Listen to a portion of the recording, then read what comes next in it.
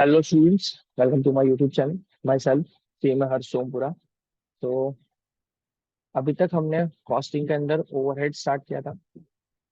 Overheads के अंदर मैंने मतलब भी सिखाया था, ओवरहेड्स के डिफरेंट डिफरेंट मेथड सिखाए थे। ओवरहेड्स कैसे फाइंड आउट करते हैं वो सिखाया था। ठीक है। एक सम के भी प्रैक्टिस ऑलरेडी हो चुकी है। अगर आपने वो सम नहीं देखा है, अगर आपने वो इंट्रोडक्टरी वीडियोस नहीं देखे हैं, तो I am requesting you please go and watch those videos, क्योंकि वो इंट्रोडक्टरी वीडियोस अगर आप नहीं देखोगे तो ये समझ आने का चांसेस थोड़ा मुश्किल है। ठीक है। To understand these things you must have to go through with those videos. ठीक है। अगर गो थ्रू कर लोगे तो ये समझ बहुत ही ईजी आपको लगेंगे। देन एक और इम्पोर्टेंट सम के साथ में आ रहा हूँ कि ये सम अगर प्रैक्टिस कर लेंगे तो एग्जाम में आपको ईजी लगेगा। ठीक है। सम देखते हैं। In one company, there are three production departments and two service departments. The following figures are available from its books. खर्चे दिए हुए उन्होंने, rent and rates, indirect labour. देखो नॉर्मली खर्चे दिए हुए हैं, नीचे बेसिस दिए हुए, देख लो सारे बेसिस दिए हुए हैं। ये सारे बेसिस उन्होंने प्रोवाइड कर दिए। बेस दे दिए, उसके बाद परसेंटेज दिए। परसेंटेज दिए, उससे पता चल जाना चाहिए कि कौन सी मेथड है। ठीक है। देखो स्टेप लेडर मेथड में क्या होता है कि स्टेप लेडर वाइज परसेंटेज कम होते जाते हैं। हाँ, स्टेप लेडर मेथड में क्या होता है कि कोई एक सर्विस डिपार्टमेंट बहुत सारे डिपार्टमेंट को सर्विस देता है, फिर उसके बाद दूसरा सर्विस डिपार्टमेंट उससे कम डिपार्टमेंट को सर्विस देता है, तो वो स्टेप लेडर बनता जाता है। ठीक है। फिर आता है repeated distribution method. Repeated distribution method is the most common method. अगर कुछ ना बोला हो और इस तरीके से परसेंटेज दिए हो कि दोनों सर्विस डिपार्टमेंट सारे अदर डिपार्टमेंट को सर्विस दे रहा है और कोई मेथड ना बोली हो, तो रिपीटेड डिस्ट्रीब्यूशन आपको फॉलो करना है। मैंने आपको बता दी। ठीक है। The expenses of service department are allocated as bond. तो डी और ई दो सर्विस डिपार्टमेंट है, उनके खर्चे इस तरह से देखो। तो डी डिपार्टमेंट उसके अपने डिपार्टमेंट के अलावा सारे डिपार्टमेंट को सर्विस दे रहा है, और ई डिपार्टमेंट उसके अपने डिपार्टमेंट के अलावा और सारे डिपार्टमेंट को सर्विस दे रहा है। मतलब क्या, यहाँ पे इनडायरेक्टली एक चीज क्लियर हो गई है, आपको बोल दिया गया है कि अगर कोई मेथड नहीं बोली जाएगी तो रिपीटेड डिस्ट्रीब्यूशन मेथड आपको करना है। ठीक है। If an item if an item is costing rupees 30 for raw material, 30 for wages, material and wages दे दिया है, मतलब प्राइम कॉस्ट दे दिया है कि एक आइटम कोई होगी जिसका 50 रुपए का रॉ मटेरियल का खर्चा है, लेबर का 30 रुपए का खर्चा है। If it just a second, last portion है, if it takes 4, 5 and 3 hours of each department of A B and C for completion, then calculate its cost price. देखो इसमें ज्यादा कुछ नहीं है। सपोज मैं आपको बोलूं कि कोई एक प्रोडक्ट का खर्चा फाइंड आउट करना है, तो उसके अंदर आपको क्या करना पड़ता है। सबसे पहले आपको मैं बताता हूँ कि सबसे पहले आपको क्या करना पड़ता है। कोई भी प्रोडक्ट का खर्चा होता है ना, तो उसके मटेरियल का खर्चा लेना पड़ता है। मटेरियल का खर्चा लेना पड़ता है। ठीक है। मटेरियल के प्लस आपको करना होता है लेबर का खर्चा। मटेरियल में प्लस आपको करना पड़ता है लेबर का खर्चा। मटेरियल प्लस लेबर आप करते हो ना, उसको बोलते हैं प्राइम कॉस्ट। वो कॉस्ट शीट में आपको मैं अच्छे से सिखाऊंगा ये क्या होता है। करंटली सिर्फ इतना समझ लो कि एक प्रोडक्ट को प्रोड्यूस करने के लिए क्या क्या चाहिए। तो मटेरियल प्लस लेबर का जो खर्चा है वो तो करना ही है। तो 50 रुपए का एक यूनिट बनाने का खर्चा है, 30 रुपए का लेबर का खर्चा है, उन्होंने बोल दिया है ये रहा। देखो लेबर मतलब वेजेस और रॉ मटेरियल मतलब ये 50 रुपए, तो 80 रुपए का तो प्राइम कॉस्ट का खर्चा है। उसमें प्लस आपको ओवरहेड करने होते हैं हमेशा। आप ओवरहेड तीन डिपार्टमेंट के, प्रोडक्शन डिपार्टमेंट के ओवरहेड ही लेने हैं। क्या बोल रहा हूं, प्रोडक्शन डिपार्टमेंट के ओवरहेड। तो आप प्रोडक्शन डिपार्टमेंट का पर ओवरहेड, ओवरहेड का खर्चा हमें निकालना पड़ेगा। तो ओवरहेड का खर्चा निकालने के लिए तो हम ये सारी चीजें हम जो करते हैं वो ओवरहेड का खर्चा निकालने के लिए ही तो करते हैं। ठीक है। तो ये कर दे हम लोग ओवरहेड का खर्चा निकालने के लिए सारी चीजें कि पर यूनिट पर आर ओवरहेड का खर्चा कितना है वो हम निकाल लेते हैं।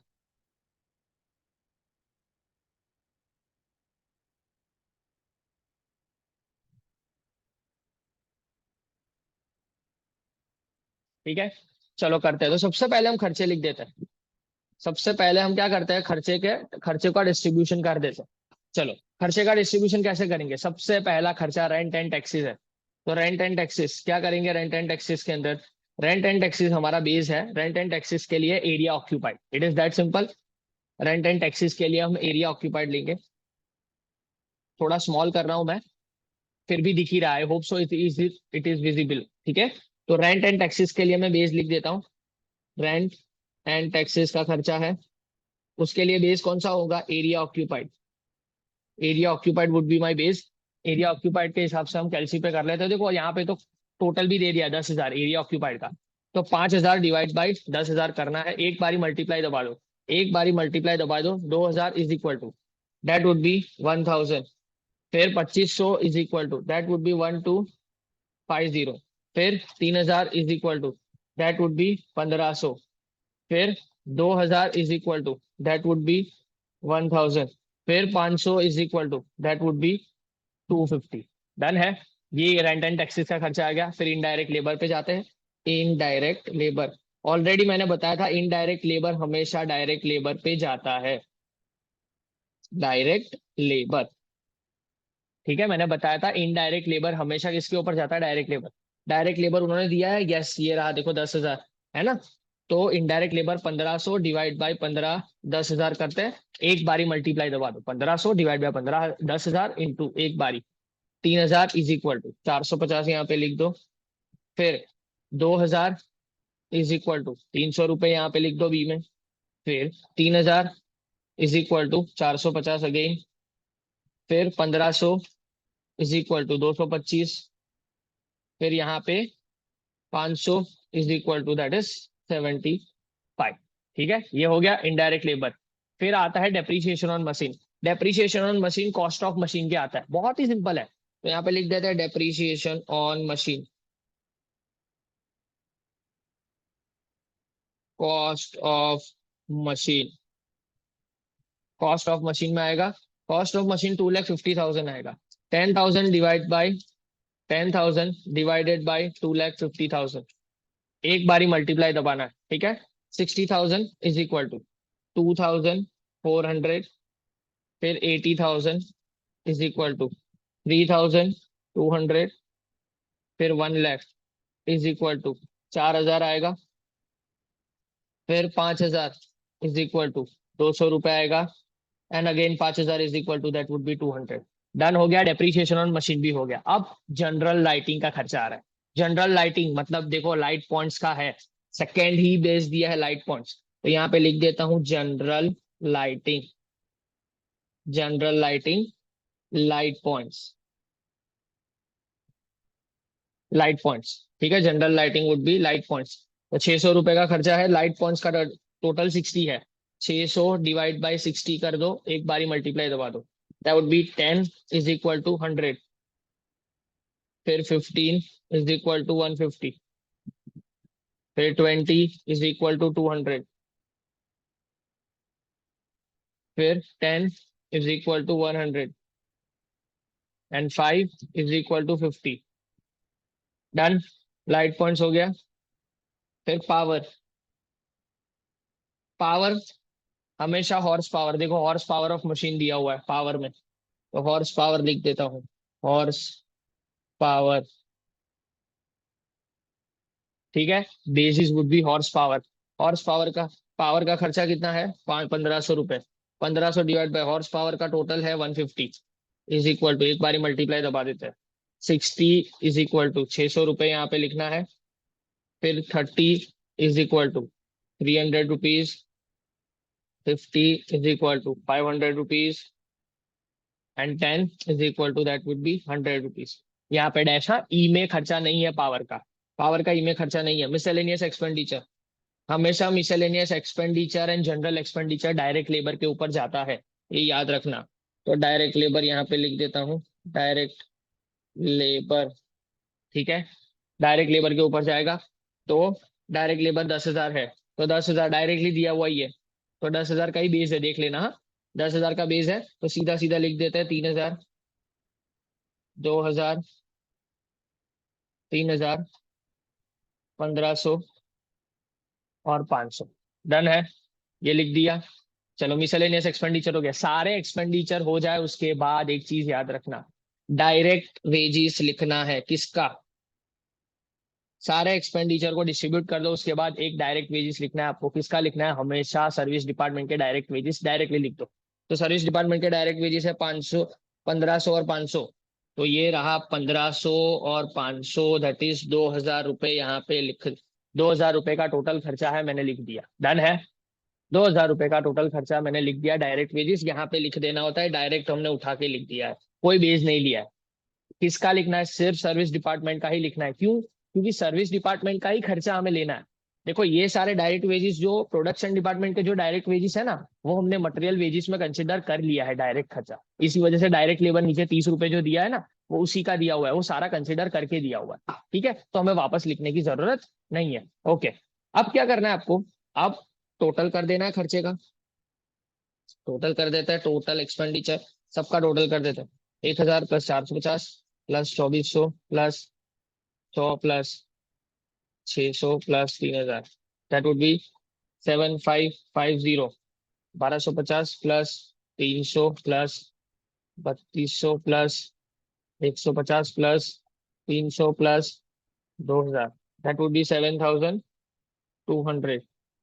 1500 plus 450 plus 4000 plus 200 plus 500 plus 3000, that would be 9650।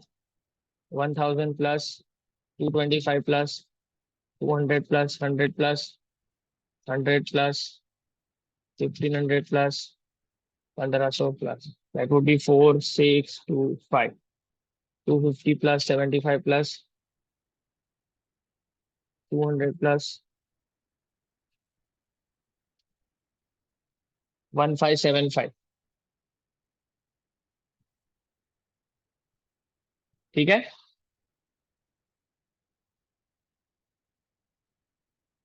1575 हो जाएगा। Okay done. अब ये खर्चा जो है, अब कुछ नहीं बोला है, कोई मेथड नहीं बोला है, तो रिपीटेटिव डिस्ट्रीब्यूशन मेथड करना है। क्यों? क्योंकि जिस हिसाब से बताया हुआ है परसेंटेज डिस्ट्रीब्यूशन, तो वो वहां पे ही इंडिकेट कर रहा है। ठीक है, तो सबसे पहले करते हैं distribution of department D. Sir हाँ, डी डिपार्टमेंट को डिस्ट्रीब्यूट करते हैं। डी डिपार्टमेंट का खर्चा कितना है भाई? 4625। 4625 को माइनस में लिख दो।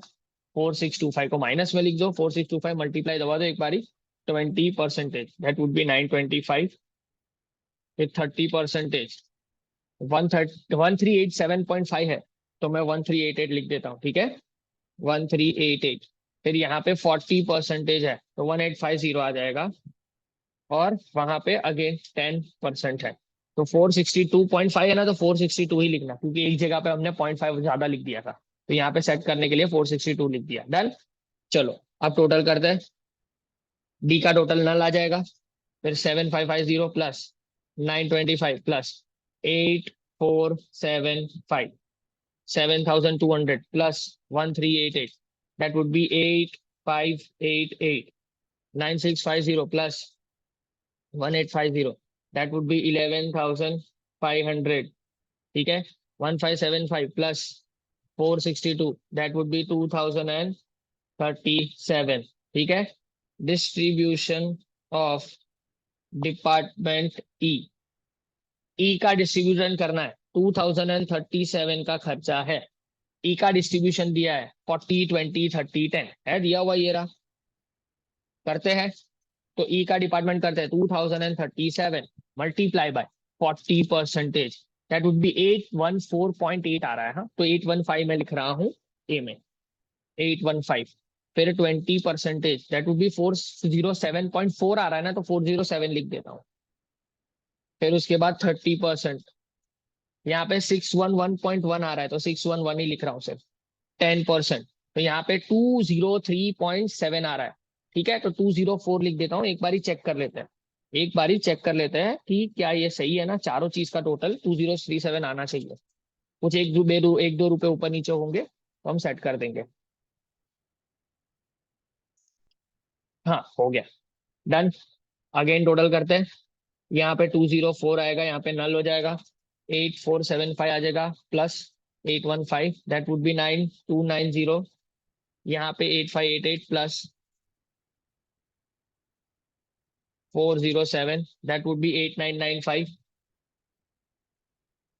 यहाँ पे 11500 प्लस 611, 12111। ओके, यहाँ पे माइनस कर दो 204।